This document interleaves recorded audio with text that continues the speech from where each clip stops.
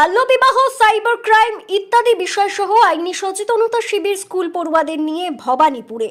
বাল্যবিবাহ জেলার বুকে এক জলজ্যান্ত সমস্যা। এ নিয়ে সমগ্র প্রশাসন মহল নড়ে চড়ে বসেছে, যার প্রেক্ষিতে সচেতনতা বৃদ্ধির লক্ষ্যে বিভিন্ন ধরনের অনুষ্ঠানের মাধ্যমেও সচেতনতার বার্তা ছড়ানো হচ্ছে। সেরূপ রাজনগর ব্লকের ভবানীপুর শম্ভুনাথ উচ্চ বিদ্যালয়ে মঙ্গলবার স্থানীয় বিদ্যালয়ের পড়ুয়াদের নিয়ে একটি সচেতনতা শিবিরের আয়োজন করা হয়। সেখানে মূলত দৈনন্দিন জীবনে চলাফেরা ও বিভিন্ন আইন সম্বন্ধে যেমন আলোচনা হয়, পাশাপাশি বাল্যবিবাহ, শিশুশ্রম, নারী পাচার, সাইবার ক্রাইম, নেশা ইত্যাদি সংক্রান্ত বিষয়ের ওপর আলোকপাত করেন উপস্থিত অতিথিবৃন্দ। বাল্যবিবাহ রোধে কি কি করণীয়, সমাজ জীবনে এর প্রভাবে কি কি সমস্যায় পড়তে পারেন, শারীরিকগতভাবেই বা কি হতে পারে, এ সম্পর্কে আইনের কি বিধি অবস্থা রয়েছে ইত্যাদি প্রশ্নের উত্তরগুলো সমাজ জীবনের প্রভাবে কি কি সমস্যায় পড়তে পারেন, শারীরিকগতভাবেই বা কি হতে পারে, এ সম্পর্কে আইনের কি বিধি ব্যবস্থা রয়েছে ইত্যাদি প্রশ্নের উত্তরগুলো সহজ সরলভাবে পড়ুয়াদের সামনে উপস্থাপন করা হয়। স্থানীয় থানা, জেলা আইনি পরিষেবা কর্তৃপক্ষের নিকট কিভাবে সাহায্য পাওয়া যেতে পারে, তার জন্য কি করণীয় তা উল্লেখ করেন। সর্বোপরি সুস্থ সুন্দর পরিবেশ তথা সমাজ গঠনের ক্ষেত্রে পড়ুয়াদের মধ্যে পাড়ায় পাড়ায় কমিটি গঠন করে স্থানীয় থানা সহ জেলা আইনি পরিষেবা কর্তৃপক্ষকে সহযোগিতা করা যেতে পারে, সে বিষয়ে পড়ুয়াদের উদ্বুদ্ধ করা হয়। এদিন সচেতনতা শিবিরে উপস্থিত ছিলেন বীরভূম জেলা আইনি পরিষেবা কর্তৃপক্ষের সচিব ও জজ নিরুপমা দাস ভৌমিক, অধিকার মিত্র মোহাম্মদ রফিক, রাজনগর থানার ওসি ঝুমুর সিনহা, স্থানীয় স্কুলের প্রধান শিক্ষক মণিব্রত সিনহা সহ অন্যান্য শিক্ষক শিক্ষিকাগণ। বক্তব্যের শেষে প্রশ্ন উত্তর পর্ব চলে এবং সঠিক উত্তরদাতাদের পুরস্কার দিয়ে উৎসাহিত করা হয়। পুলিশ শুনলে ভয় লাগে না, এই তো ভয় চলে গেছে। তাহলে ম্যাডাম যা যা বলেছে, ভয়ের জন্য কাউকে মুশকিলে ফেলার জন্য এই জিনিসগুলো বানানো হয়নি। তাহলে যারা জেলে ঢুকছে তারা তো মুশকিলে পড়ছে, তাহলে তাদের হেল্প করা হচ্ছে না। কেন?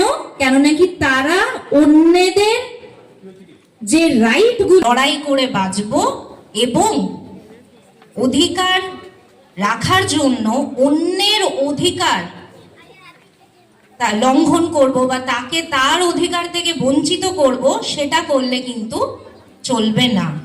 আমার জায়গা থেকে আমরা আসিনি যাতে তোমাদের দৈনন্দিন জীবন খুব উন্নত হয়, ভালোভাবে তোমরা বেঁচে থাকো, ভালোভাবে পড়াশোনা করে এগিয়ে যেতে পারো, কোনো দুর্নীতির মধ্যে যাতে না ঢুকে যাও, সেই কারণে এই উদ্যোগটা নেওয়া।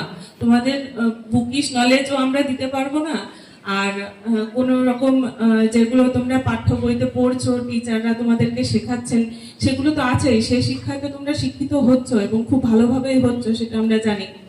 কিন্তু তারপরেও কিছু জিনিস থেকে যায় সামাজিক দিক থেকে, আমরা যেগুলো এখনো পর্যন্ত পিছিয়ে আছি যেসব বিষয়ে, সেগুলো নিয়ে এই জন্য এই রকম প্রোগ্রামগুলো করা, এবং এটা খুব ভালো একটা উদ্যোগ। আমার মনে হয় এরকম প্রত্যেকটা স্কুলে গিয়ে যদি আমরা স্টুডেন্টদের কাছে পৌঁছে যেতে পারি। কিন্তু আমরা কতজন মানুষ সেই আইনের কি কি আমাদের প্রাপ্য, কি কি আমাদের অধিকার, আমরা কিভাবে আইনি পরিষেবা পেতে পারি, এগুলো আমরা কতজন জানি?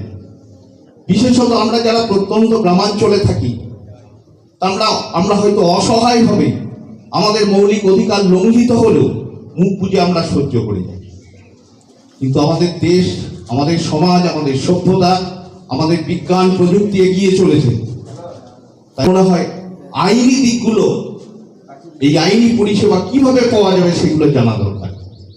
আর সেই বিষয়গুলো জানানোর জন্যই ওনারা এসছেন। তোমরা যারা ছাত্রছাত্রী